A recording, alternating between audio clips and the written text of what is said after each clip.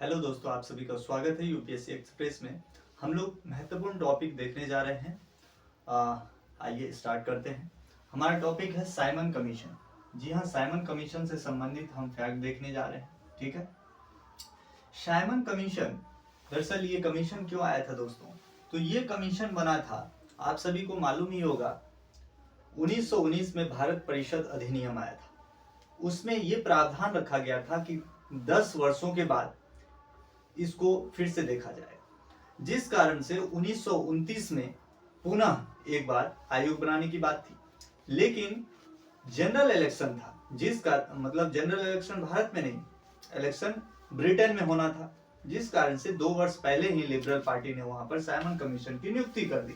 तो Simon commission की घोषणा कर दी दोस्तों 8 नवंबर 1927 को। कब? 8 नवंबर 1927। और इसमें मेंबर कितने थे? 7 मेंबर थे। तो भारत में इसका विरोध होना शुरू हो गया। क्यों? क्योंकि इसमें सारे मेंबर क्या थे? यूरोपीय थे। Very important. और इसका नाम साइमन क्यों पड़ा? क्योंकि जो साइमन थे, सर साइमन, वो इसके अध्यक्ष थे, उन्हीं के नाम पे पड़ा। आगे बात करते हैं। ये साइमन कमीशन भारत कब आया दोस्तों? 3 फरवरी 1928 को आया। भारत कब आया? 3 फरवरी 1928 को। भारत में आया कहां पर? बंबई में। Very important. और भारत में आने के बाद आप जानते ही भारत में आया क्यों था, यहां पर मालूम करने इसका उद्देश्य क्या था, भारत में किस प्रकार से राजनीतिक यहां पर चीजें हो रही है, सरकार कैसे चल रही है, शिक्षा का की कहां तक बढ़ोतरी हुई है, निम्नलिखित बातों को देखने के लिए आई हुई थी। उसके बाद जब ये आयोग के सदस्य मतलब भारत में जगह जगह पर जाके देख रहे थे किस प्रकार से रिपोर्ट बनाई जाए, तो उसी क्रम में ये लाहौर पहुंचते हैं। और लाहौर में आप सभी को ज्ञात होगा, लाहौर में दिसंबर 1928 में ये पहुंचे। और वहां पर लाला लाजपत राय की लाठी लगने से वहां पर जानते कुछ दिनों के बाद उनका देहांत हो जाता। उसके बाद ये लखनऊ पहुंचता है आयोग। और लखनऊ में हम देखते हैं पंडित वल्लभ पंत, जवाहरलाल नेहरू के नेतृत्व में आंदोलन होता है। और जहां भी ये आयोग के सदस्य जाते थे वहां पर गो बैक साइमन के नारे लगते थे। जी हाँ, गो बैक साइमन के नारे लगते थे। Go back Simon. काले झंडे दिखाए गए इनको दिल्ली में। ठीक है। और जहां जहां जाते थे वहां हड़तालें होती थी, विरोध प्रदर्शन होते थे। महत्वपूर्ण चीज है।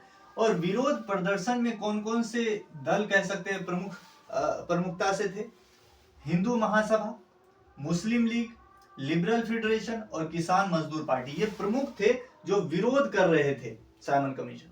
लेकिन इसके समर्थन में ही थे। कहा जाता है ना, जैसे कि विभीषण के कारण ही रावण की मृत्यु हुई, मतलब विभीषण ने बता दिया था, वैसे ही घर का भेदी लंका ढाए। तो यहाँ पर जो समर्थन दे रहे थे कुछ कौन कौन? पूंजीपति, जमींदार और देसी नरेश। दरअसल ये सपोर्ट कर रहे थे इनका। वेरी इंपॉर्टेंट, ये आ सकता है। आगे बात करते हैं इंपॉर्टेंट डेट्स। चलिए कुछ देख लेते हैं। भारत का दौरा किया इस आयोग के सदस्यों ने कितनी बार? वेरी इंपॉर्टेंट, तो 2 बार, 1928 और 1929। तो 2 बार भारत का दौरा इन्होंने किया। और दौरा करने के बाद इन्होंने एक रिपोर्ट प्रकाशित की। कब रिपोर्ट प्रकाशित की? वेरी इंपॉर्टेंट, 27 मई 1930। 27 मई 1930 को इन्होंने एक रिपोर्ट प्रकाशित की। तो ये एक डेट याद रखेंगे, 27 मई 1930 को। ये 3 डेट याद रखेंगे। देखिए, ये घोषणा कब हुई? 8 नवंबर 1927। और भारत कब आया? 3 फरवरी 1928। भारत का दौरा 2 बार किया गया, 28, 29। और रिपोर्ट कब प्रकाशित की? 27 मई 1930। अब इसकी सिफारिशें क्या थी, आइए उसको भी देख लेते हैं एक एक करके। पहली सिफारिश, 1919 में जो डुअल गवर्नमेंटशिप मतलब द्वैत शासन प्रणाली स्टार्ट की गई थी, उसको समाप्त कर दिया जाए और एक उत्तरदायी सरकार गठित की जाए।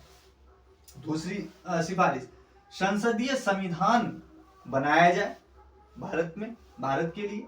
तीसरा, केंद्र में भारतीयों को कोई भी उत्तरदायित्व ना दिया जाए, मतलब भारतीय जो नागरिक हैं, ठीक है, वो उनको केंद्र में कोई भी उत्तरदायित्व नहीं दिया जाए, ऊंची पोस्ट ना दी जाए।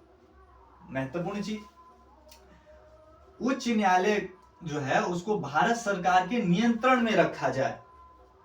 अगला, बर्मा को अलग कर दिया। जी हाँ, बर्मा जो भारत के इधर आप देखते हैं पूरब में पड़ोसी मुल्क है जिसको म्यांमार कहा जाता है। नेपिटॉ इसकी कैपिटल है। एक गाना भी आप लोग सुने होंगे, पिया गए रंगून वहां से किया है टेलीफोन, तो रंगून इधर। तो यहीं पर है बर्मा, और बर्मा को अलग कर दिया जाए ये भी सिफारिश की गई थी। और इसके साथ साथ और क्या सिफारिश की गई, उड़ीसा एवं सिंध को अलग प्रदेश का दर्जा दे दिया जाए। जी हाँ, उड़ीसा पहले कहा जाता था, अब इसका नाम चेंज करके हो गया ओडिशा। क्या हो गया है, ओडिशा। और ओडिशा जो है भारतीय हॉकी टीम का यहाँ पर देखेंगे स्पॉन्सर भी है, वेरी इंपॉर्टेंट। अभी हॉकी विश्व कप चल रहा है FIH कहां पर, उड़ीसा में, ठीक है, याद होना चाहिए। और नवीन पटनायक जी उड़ीसा के मुख्यमंत्री हैं। आगे देखते हैं, प्रांतीय विधान मंडलों में सदस्यों की संख्या को बढ़ाया जाए, इसका भी जिक्र किया गया। अगला, मताधिकार का विस्तार 2.8% से 10 से 15% तक बढ़ाकर कर दिया जाए, इसकी भी व्यवस्था की जाए, ऐसी भी सिफारिश थी। अगला सिफारिश, गवर्नर जो है वो माइनॉरिटी के हितों का ध्यान रखेंगे, वेरी इंपॉर्टेंट। अगला है, प्रत्येक 10 वर्ष बाद संविधान आयोग की नियुक्ति की जाए, वेरी इंपॉर्टेंट। जब ये सारा कुछ साइमन कमीशन ये सारा चीज हो गया, तो कहीं ना कहीं देश में जो स्वतंत्रता संग्राम एक प्रकार से क्रांति चल रही थी उसको बल मिलता है। जो नेताओं को दिशा नहीं थी उनको एक दिशा मिलती है यहां से। और हम देखते हैं एक प्रबुद्ध नेता हुए सर शिव स्वामी अय्यर। कौन, सर शिव स्वामी अय्यर। इन्होंने इस कमीशन के बारे में महत्वपूर्ण चीजें कही थी। क्या कहा था, आइए देखते हैं। इन्होंने कहा ये जो कमीशन की जो रिपोर्ट है, जो सिफारिश है, इसको रद्दी की टोकरी में फेंक देना चाहिए। मतलब कहने का मतलब रद्दी की टोकरी में फेंकने लायक है ये चीज, साइमन कमीशन की रिपोर्ट। ऐसा किस महानुभाव ने कहा, सर शिव स्वामी अय्यर ने कहा। किसने कहा, सर शिव स्वामी अय्यर ने कहा। क्या कहा, साइमन कमीशन की रिपोर्ट रद्दी की टोकरी में फेंकने लायक, वेरी इंपॉर्टेंट। और एक बार देख लेते हैं इंपॉर्टेंट फैक्ट्स। साइमन कमीशन की घोषणा 8 नवंबर 1927 को की गई। इसका भारत में विरोध क्यों हो रहा था, क्योंकि सभी सदस्य यूरोपीय थे। कितने मेंबर थे, 7। भारत कब आया, 3 फरवरी 1928। कहां पर, बंबई में। उसके बाद भारत का दौरा 2 बार किया, 1928 1929। रिपोर्ट कब प्रकाशित की, 27 मई 1930। और प्रमुख इसमें सिफारिशें की गई थी। तो ये इंपॉर्टेंट चीजें हैं। और इसके साथ ही लाहौर में लाला लाजपत राय की गो बैक साइमन कमीशन का नारा लगाते जानते लाठी चार्ज हुआ और उसमें उनको लाठी लगी और बाद में उनका देहांत हो जाता है। तो दोस्तों ये महत्वपूर्ण फैक्ट्स थे साइमन कमीशन से संबंधित। ऐसे इंटरेस्टिंग फैक्ट्स देखने के लिए आप हमारे चैनल पे आ सकते हैं और इससे लाभान्वित हो सकते हैं। तो मिलते हैं ऐसे ही इंटरेस्टिंग टॉपिक के साथ नेक्स्ट लेक्चर में। तब तक के लिए धन्यवाद। जय हिंद दोस्तों।